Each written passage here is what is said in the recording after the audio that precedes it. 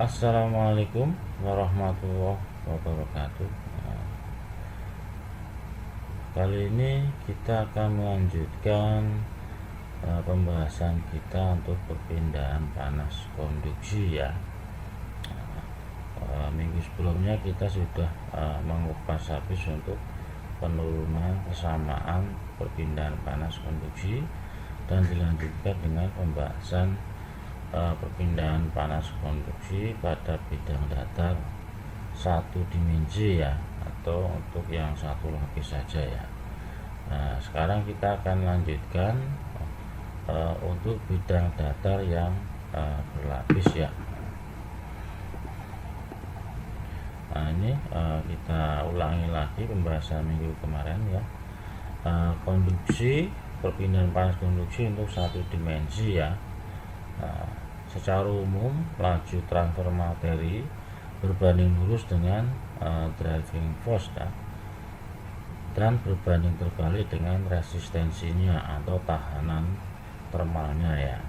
Yang dimaksud tahanan termal itu ya hambatan dari sebuah bahan untuk untuk menghambat pengaliran energi atau kalor ya. Maka disebut sebagai tahanan atau hambatan atau resistensi ya. Pada perpindahan panas konduksi, persamaan dari tahanan maupun resistensi tersebut yaitu delta X dibagi KA. Delta X itu jarak atau ketebalan dari bidang itu sendiri, sedangkan K itu konduktivitas termal dari sebuah bahan atau material ya.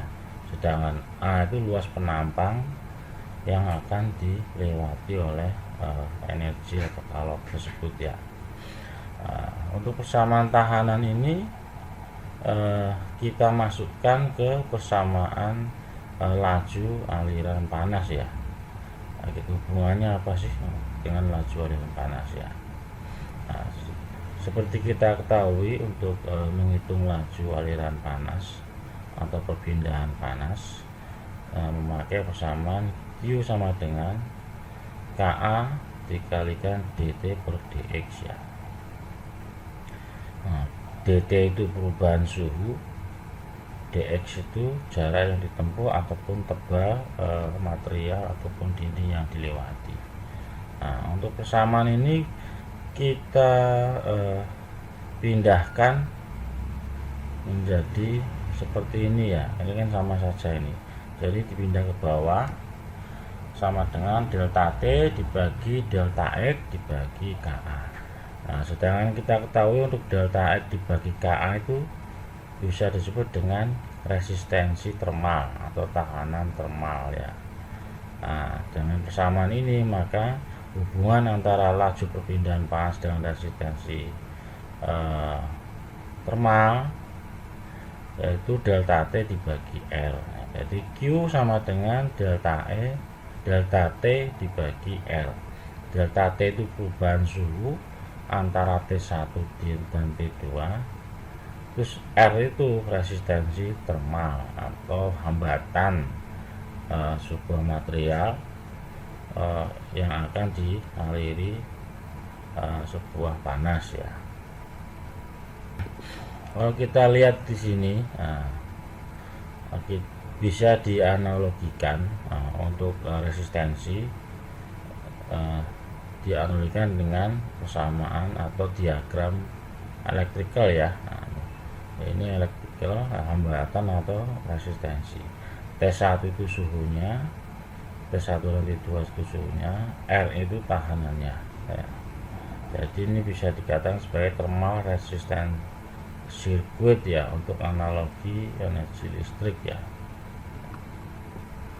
Akhirnya kita bisa menuliskan aliran kalor atau laju perpindahan kalor dapat dipandang sebagai aliran ya, atau bisa dijabarkan lagi seperti ini ya. Aliran kalor sama dengan beda potensial termal dibagi tahanan termalnya ya. Jadi beda potensial termal maksudnya perbedaan suhunya ya. dan suhu sebelum dan sesudah melewati sebuah bidang dibagi dengan tahanan termal atau resistensi termal ya. Beda potensi termal dapat dihitung melalui selisih panas yang terjadi, sedangkan tahanan termal dapat dihitung melalui perbandingan ketebalan dinding terhadap perkalian konduktivitas termal dengan luas penampang. Jadi Q sama dengan T1 min T2 dibagi K kali A dibagi delta X untuk laju perpindahan panasnya.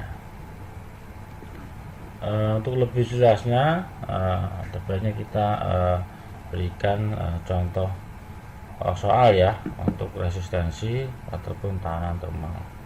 Hitung resistensi dan laju perpindahan panas melalui jendela kaca dengan luas 3 meter persegi ya. Terus untuk ketebalannya 5 mm. Terus jika suhu di sisi kaca masing-masing 14 Celcius dan 15 Celcius dan konduktivitas termalnya 0,7 watt meter Celcius ya. Dengan keadaan seperti ini kita bisa menghitung berapa sih resistensi termal yang didapatkan ya, untuk menghitung hambatan sebuah kalor mengalir dalam sebuah bidang ya, itu hambatannya berapa sih. Berikut penyelesaiannya. Diketahui untuk A atau luas penampang 3 meter persegi. Terus untuk ketebalan dinding delta X 5 mili atau 0,05 meter ya. Terus untuk T1 15 Celcius, sedangkan untuk T2 140 Celcius. Terus untuk konduktivitas termal 0,7 watt per meter Celcius. Yang ditanyakan berapakah resistensi termal dan laju perpindahannya, R dan Q nya berapa. Kita hitung dulu untuk R sama dengan delta X dibagi KA atau tebal dinding dibagi dengan konduktivitas termal dan luas penampang ya, maka didapatkan 0,05 dibagi 0,7 dibagi 3, sehingga didapatkan untuk resistensi termalnya 0,00238 Celcius per watt ya. Sedangkan untuk menghitung laju perpindahan panas, yaitu beda potensial termal, yaitu perbedaan suhu antara T1 dan T2. Jadi T1 dikurangi T2 dibagi R atau resistensi termalnya ya, sehingga didapatkan 15 dibagi 14 dibagi 15 kurangi 14 maaf ya, dibagi 0,00238, sehingga untuk laju perpindahan panasnya sebesar 420 watt ya. Perpindahan panas konduksi ini seperti kita ketahui bisa dianalogikan sebagai analogi elektrikal ya. Seperti kita ketahui semua bidang ilmu itu ada keterkaitan masing-masing ya. Misalkan dalam dunia elektrikal itu mempelajari sebuah perjalanan sinyal ya, sinyal elektron maupun listrik ya. Sedangkan pada perpindahan panas itu mempelajari perjalanan sebuah energi atau kalor ya. Karena sangat berhubungan, maka bisa dianalogikan sebagai analogi elektrikal. Misalkan di sini ada perbedaan potensial ya. Kalau di listrik kan perbedaan potensial listrik. Kalau di perpindahan panas perbedaan antara temperatur atau termal ya. Sebuah sinyal atau elektron atau listrik bisa mengalir ketika ada beda potensial ya. Begitu juga ketika ada perbedaan suhu kalau di perpindahan panas, maka ada sebuah aliran energi untuk menyamakan potensialnya masing-masing ya. Ataupun kita bisa menyamakan dengan analogi aliran fluida ya. Aliran fluida kan mengalir ketika ada perbedaan potensial. Potensial apa? Potensial gravitasinya. Ketika ada beda potensial gravitasi, maka air akan mengalir dari potensial tinggi ke potensial yang lebih rendah, sehingga akan diam ketika tidak ada perbedaan potensial antara di kedua titik, atau ketinggiannya sama, ketinggian airnya sama, maka tidak akan mengalir airnya itu. Begitu juga untuk listrik maupun perpindahan panas ya. Kalau tidak ada perbedaan suhu, maka tidak akan ada perpindahan panas ya.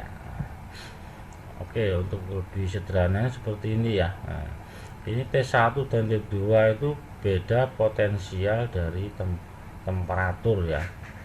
Nah, T1 itu di temperatur titik inputnya, terus T2 di outputnya. Nah, sedangkan di antara T1 dan T2 itu ada yang namanya hambatan ya, hambatan. Nah, kalau di perpindahan panas itu hambatannya bahan yang akan digunakan ya. Nah, berdasarkan konduktivitasnya ya. Nah, sebuah bahan. Kalau di electrical tahanannya itu ya resistor atau yang bisa membuat resistensi ya, atau resistor lah ya. Maka untuk nilai resistennya dapat dihitung R sama dengan delta X per Ka ya. Delta X itu ketebalan dari bahan, sedangkan K itu konduktivitas termal dari bahan itu sendiri. Dikatakan konduktivitas atau kemampuan sebuah bahan untuk mengalirkan energi atau alor ya. Sedangkan A itu luas penampangnya, luas penampang dinding atau bidang yang akan dilalui oleh kalor itu sendiri ya. Kemudian jika ada sebuah bahan yang terdiri dari lapisan-lapisan ya, seperti ini ya. Misalkan ada tembok atau sebuah dinding terdiri dari lapisan semen, terus ada isolator misalkan ya, terus ada keramik. Nah, itu kan beda-beda bahannya. Nah, beda bahan berarti beda konduktivitas termalnya dan beda tahanan atau resistensinya. Maka untuk menghitung laju perpindahan panasnya bisa dianalogikan sebagai analogi seperti ini ya. Q sama dengan jumlah dari resistensi A atau bahan A ditambah resistensi B ditambah resistensi C. Nah, RA itu resistensi dari bahan A ya. Nah, itu X delta XA dibagi KA bagi A, luas penampangnya. Begitu juga untuk bahan dari B dan C ya. Analogi listrik ini digunakan untuk mempermudah aja ya, untuk mempermudah ketika Anda menghitung laju perpindahan panas untuk bahan-bahan yang disusun secara seri maupun paralel ya. Nah, ini kesimpulan dari laju perpindahan panas ketika melewati bidang datar yang berlapis atau mempunyai bidang-bidang yang konduktivitasnya, kualitas termalnya beda-beda ya. Misalkan ini ada sebuah plat ya. Plat ini terdiri dari berbagai macam bahan dan mempunyai konduktivitas termal yang berbeda-beda. Untuk menghitung laju perpindahan panasnya, maka semua semua bahan dihitung semua ya, lajunya ya, dengan memakai persamaan ini ya untuk laju perpindahan panasnya. Q sama dengan delta T menyeluruh dibagi dengan resisten secara keseluruhan. Jadi perbedaan suhu antara titik input dan output dibagi dengan resistensi dari setiap bahan yang dipakai ya. Nah, ini ada salah satu contoh persamaan untuk konduktivitas konduksi perpindahan panas konduksi untuk lempeng multilayer ya. Di sini ada bahan B, C dan D ya. Nah, di sini ya. Laju perpindahannya bergerak dari kiri ke kanan ya. Sedangkan untuk perbedaan suhunya T1 dan T2. Nah, untuk ketebalan setiap bahan ada delta XB, delta XC dan delta XD ya. Nah, ini bisa kita lihat suhu akan melewati di setiap dinding atau lempeng multilayer ini ya, dari T1, T2, T3 dan T4 ya. Nah, sedangkan setiap dinding ini mempunyai resistensi masing-masing ya. Nah, di yang yang titik dinding yang pertama yaitu delta X1 dibagi KA. Terus untuk yang kedua delta X2 dibagi KA. Begitu juga untuk dinding yang ketiga. Maka rumus perpindahan panasnya Q sama dengan T1 dikurangi T4. Nah, atau T input dikurangi T output. Nah, di sini kan nanti dihasilkan perbedaan suhunya. Nah, perbedaan suhu di titik input dan output ini dibagi dengan jumlah dari resistensi masing-masing layer atau bahan tadi ya. Nah, jadi T1 min T4 dibagi R1 ditambah R2 ditambah R3 ya. Jadi untuk Q sama dengan T1 dikurangi T4 dibagi delta X1 dibagi K1A ditambah delta X2 dibagi K2A ditambah delta X3 dibagi K3A. Ini untuk menghitung laju perpindahan panas pada lempeng multi layer atau bidang datar yang berlapis. Untuk lebih jelasnya, ini ada satu contoh yang untuk menghitung laju perpindahan panas bidang datar yang berlapis ya. Dua lembaran logam berdampingan memiliki suhu 110 Celcius dan pada sisi lainnya 90 derajat Celcius. Ketebalan setiap lembaran logam masing-masing ada 5 mili dan konduktivitas termalnya 17 watt per meter Celcius. Hitunglah resistensi total serta suhu tengahnya. Nah, ini pembahasannya ya. Nah, kita gambar dulu T1 nya 110, T2 nya 90. Terus tebal dari bidang yang pertama 5 mili, terus bidang yang kedua 5 mili. Nah, kita gambarkan seperti ini dulu biar jelas ya. Terus diketahui T1 110, T3 90. Karena di sini ada dua layer, berarti kan T1 itu T1 itu inputnya, T2 itu di tengah antara dua bidang ini, sedangkan T3 itu outputnya. Jadi T3 di sini 90 derajat Celcius ya. Nah, terus untuk delta X1 5 mili begitu juga untuk delta X2 ya. Terus konduktivitas termal bahannya sama ya, 17 watt per meter Celcius. Yang ditanyakan delta R atau jumlah tahanan termal atau resistensinya, dan suhu di tengah. Suhu di tengah berarti yang T2 di sini ya. Nah, kita cari dulu untuk resistensi termalnya. Delta X dibagi KA ya. Nah, ini kan bersamaannya berarti 0,05 dibagi 17 dibagi 1, sehingga didapatkan untuk resistensi termal bahan pertama itu 2,94 ya. Nah, karena bahan 1 dan bahan 2 mempunyai ketebalan dan konduktivitas termal yang sama, berarti mempunyai resistensi atau tahanan yang sama juga.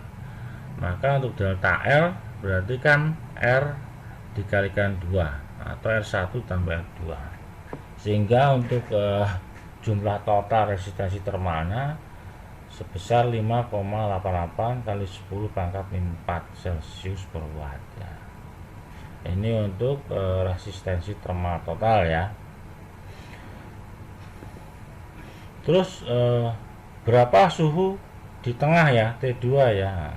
Untuk mencari suhu di tengah berarti kan kita harus mencari laju perpindahannya dulu ya, laju perpindahan panasnya dulu ya.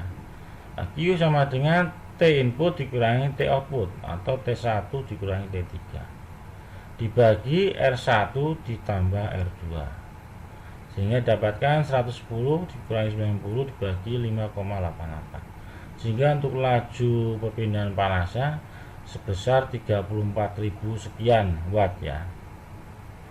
Nah, setelah itu kita hitung suhunya, suhu T2. Nah, karena bahan 1 dan bahan 2 sama, maka bisa dipakai rumus Q. Nah, karena Q sudah diketahui, maka kita tinggal menghitung untuk mencari T2 nya. Q sama dengan T1 min T2 dibagi R. Nah, T1 min T2 sama dengan Q kalikan R, sehingga didapatkan T2 sama dengan T1 min Q kalikan R ya. Setelah dihitung maka diketahui untuk T2 nya atau suhu pada di antara kedua lempeng itu sebesar 100 derajat Celcius. Perpindahan panas konduksi ini seperti kita ketahui bisa dianalogikan sebagai analogi elektrikal ya. Seperti kita ketahui semua bidang ilmu itu semua ada keterkaitan masing-masing ya. Misalkan dalam dunia elektrikal itu mempelajari sebuah perjalanan sinyal ya, sinyal elektron maupun listrik ya. Sedangkan pada perpindahan panas itu mempelajari perjalanan sebuah energi atau kalor ya. Karena sangat berhubungan, maka bisa dianalogikan sebagai analogi elektrikal. Misalkan di sini ada perbedaan potensial ya. Kalau di listrik kan perbedaan potensial listrik. Kalau di perpindahan panas perbedaan antara temperatur atau termal ya. Sebuah sinyal atau elektron atau listrik bisa mengalir ketika ada beda potensial ya. Begitu juga ketika ada perbedaan suhu kalau di perpindahan panas, maka ada sebuah aliran energi untuk menyamakan potensialnya masing-masing ya. Ataupun kita bisa menyamakan dengan analogi aliran fluida ya. Aliran fluida kan mengalir ketika ada perbedaan potensial. Potensial apa? Potensial gravitasinya. Ketika ada beda potensial gravitasi, maka air akan mengalir dari potensial tinggi ke potensial yang lebih rendah, sehingga akan diam ketika tidak ada perbedaan potensial antara di kedua titik, atau ketinggiannya sama, ketinggian airnya sama, maka tidak akan mengalir airnya itu. Begitu juga untuk listrik maupun perpindahan panas ya. Kalau tidak ada perbedaan suhu, maka tidak akan ada perpindahan panas ya. Oke, untuk lebih sederhananya seperti ini ya. Nah, ini T1 dan T2 itu beda potensial dari temperatur ya. Nah, T1 itu di temperatur titik inputnya, terus T2 di outputnya. Nah, sedangkan di antara T1 dan T2 itu ada yang namanya hambatan ya, hambatan. Nah, kalau di perpindahan panas itu hambatannya bahan yang akan digunakan ya. Nah, berdasarkan konduktivitasnya ya, sebuah bahan. Kalau di electrical tahanannya itu ya resistor atau yang bisa membuat resistensi ya, atau resistor lah ya. Maka untuk nilai resistennya dapat dihitung R sama dengan delta X per Ka ya. Delta X itu ketebalan dari bahan, sedangkan K itu konduktivitas termal dari bahan itu sendiri. Dikatakan konduktivitas atau kemampuan sebuah bahan untuk mengalirkan energi atau alor ya. Sedangkan A itu luas penampangnya, luas penampang dinding atau bidang yang akan dilalui oleh kalor itu sendiri ya. Kemudian jika ada sebuah bahan yang terdiri dari lapisan-lapisan ya, seperti ini ya. Misalkan ada tembok atau sebuah dinding terdiri dari lapisan semen, terus ada isolator misalkan ya, terus ada keramik. Nah, itu kan beda-beda bahannya. Beda bahan berarti beda konduktivitas termalnya dan beda tahanan atau resistensinya. Maka untuk menghitung laju perpindahan panasnya bisa dianalogikan sebagai analogi seperti ini ya. Q sama dengan jumlah dari resistensi A atau bahan A ditambah resistensi B ditambah resistensi C. Nah, RA itu resistensi dari bahan A ya. Nah, itu X delta XA dibagi KA bagi A, luas penampangnya. Begitu juga untuk bahan dari B dan C. Ya, analogi listrik ini digunakan untuk mempermudah aja ya, untuk mempermudah ketika Anda menghitung laju perpindahan panas untuk bahan-bahan yang disusun secara seri maupun paralel ya. Nah, ini kesimpulan dari laju perpindahan panas ketika melewati bidang datar yang berlapis atau mempunyai bidang-bidang yang konduktivitasnya, konduktivitas termalnya beda-beda ya. Misalkan ini ada sebuah plat ya. Plat ini terdiri dari berbagai macam bahan dan mempunyai konduktivitas termal yang berbeda-beda. Nah, untuk menghitung laju perpindahan panasnya, maka semua semua bahan dihitung semua ya, lajunya ya, dengan memakai persamaan ini ya untuk laju perpindahan panasnya. Q sama dengan delta T menyeluruh dibagi dengan resisten secara keseluruhan. Jadi perbedaan suhu antara titik input dan output dibagi dengan resistensi dari setiap bahan yang dipakai ya. Nah, ini ada salah satu contoh persamaan untuk konduktivitas konduksi perpindahan panas konduksi untuk lempeng multilayer ya. Di sini ada bahan B, C dan D ya. Nah, di sini ya. Laju perpindahannya bergerak dari kiri ke kanan ya. Sedangkan untuk perbedaan suhunya T1 dan T2. Nah, untuk ketebalan setiap bahan ada delta XB, delta XC dan delta SD ya.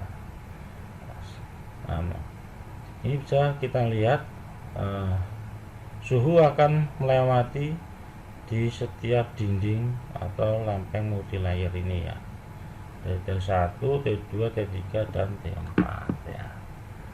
Nah, sedangkan setiap dinding ini mempunyai resistensi masing-masing ya. Nah, di yang yang titik dinding yang pertama yaitu delta X1 dibagi KA. Terus untuk yang kedua delta X2 dibagi KA. Begitu juga untuk dinding yang ketiga. Maka rumus lanjut perpindahan panasnya Q sama dengan T1 dikurangi T4. Nah, atau T input dikurangi T output. Nah, di sini kan nanti dihasilkan perbedaan suhunya. Nah, perbedaan suhu di titik input dan output ini dibagi dengan jumlah dari resistensi masing-masing layer atau bahan tadi ya. Nah, jadi T1 min T4 dibagi R1 ditambah R2 ditambah R3 ya. Jadi untuk Q sama dengan T1 dikurangi T4 dibagi delta X1 dibagi K1A ditambah delta X2 dibagi K2A ditambah delta X3 dibagi K3A. Ini untuk menghitung laju perpindahan panas pada lempeng multi layer atau bidang datar yang berlapis. Untuk lebih jelasnya, ini ada satu contoh yang untuk menghitung laju perpindahan panas bidang datar yang berlapis ya. Dua lembaran logam berdampingan memiliki suhu 110 Celcius dan pada sisi lainnya 90 derajat Celcius. Ketebalan setiap lembaran logam masing-masing ada 5 mili dan konduktivitas termalnya 17 watt per meter Celcius. Hitunglah resistensi total serta suhu tengahnya.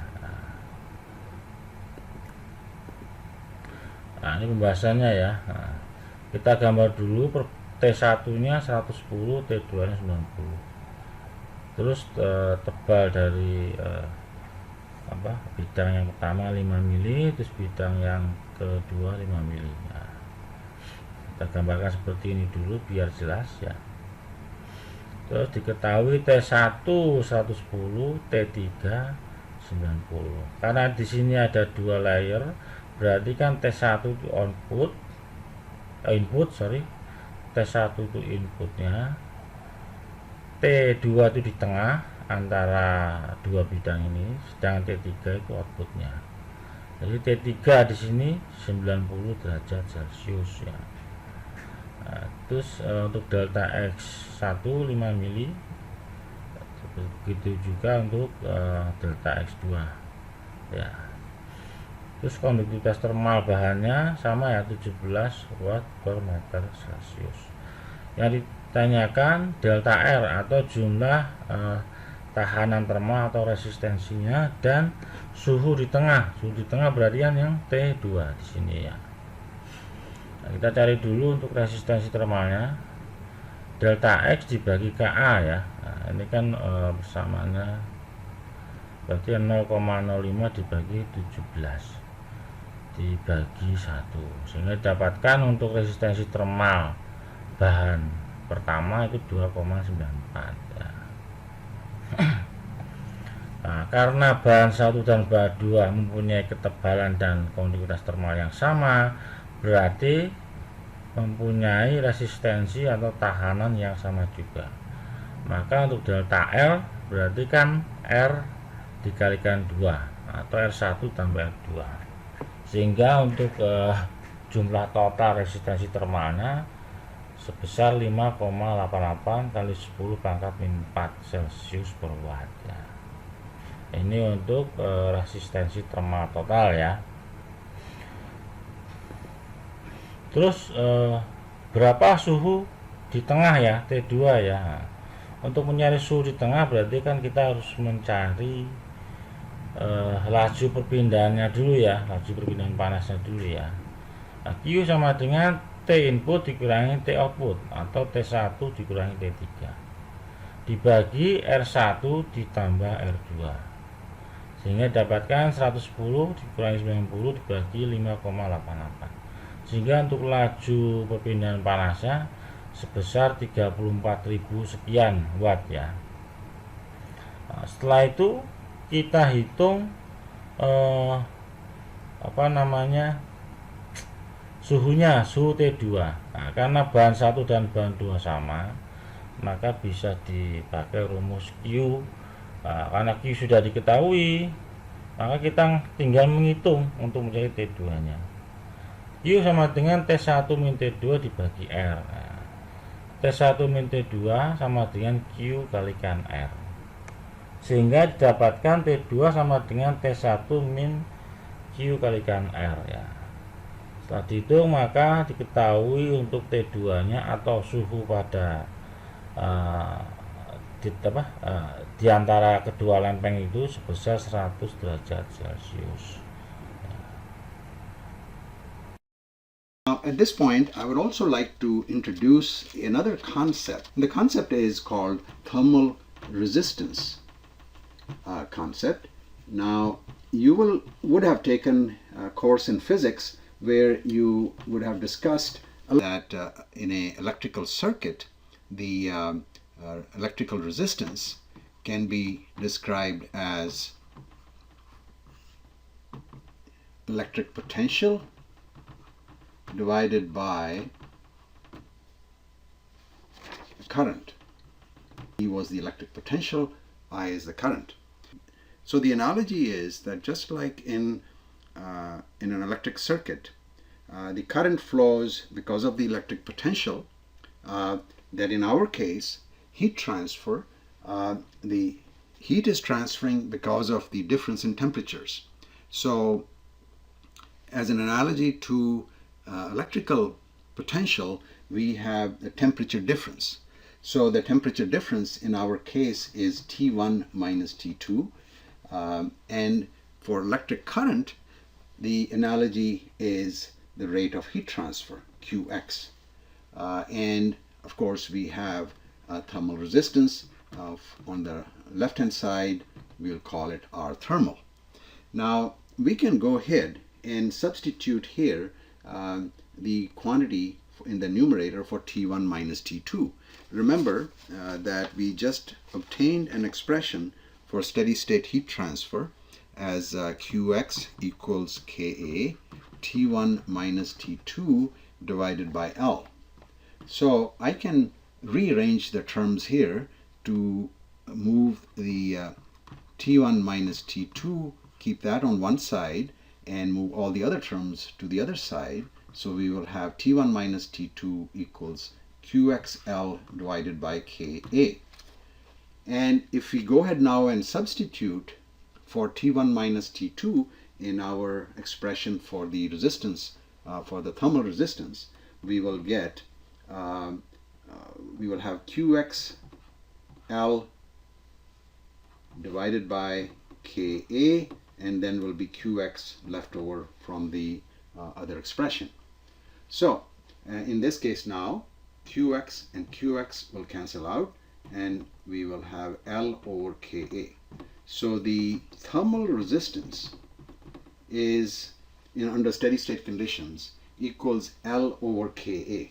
And if you want to draw a circuit for heat transfer, we can say that we have temperature T1 on one side, and we have the resistance shown as thermal resistance, and then we have temperature T2 on the other side, and this thermal resistance is L over Ka. So we will again consider this item when we are looking at more complex situations. But at this time, I would just like you to see how we obtain the equation for the thermal resistance. That Selain susunan seri dan paralel, ada juga susunan gabungan ya antara seri dan paralel. Contohnya seperti ini ya.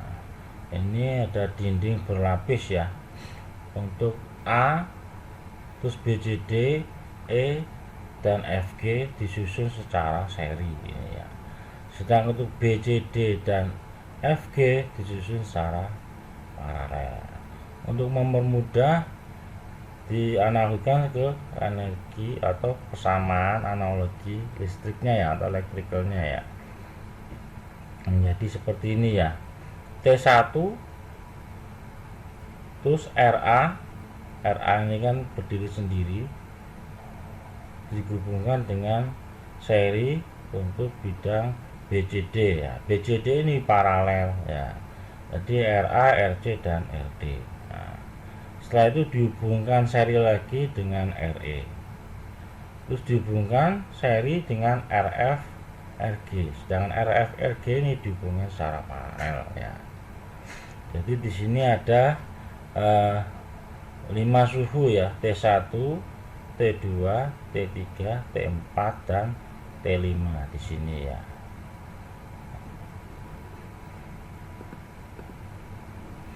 Terus untuk menghitung secara keseluruhan untuk Q-nya atau laju perpindahan panasnya, yaitu T input dikurangi T output, nah, T1 dikurangi T5, atau di sini kan secara keseluruhan T1 T2 sini ya, karena belum dianalogikan dengan analogi listrik ya. Nah, berarti kan untuk kondisi ini berarti Q sama dengan T1 min T5 dibagi dengan R total. Nah,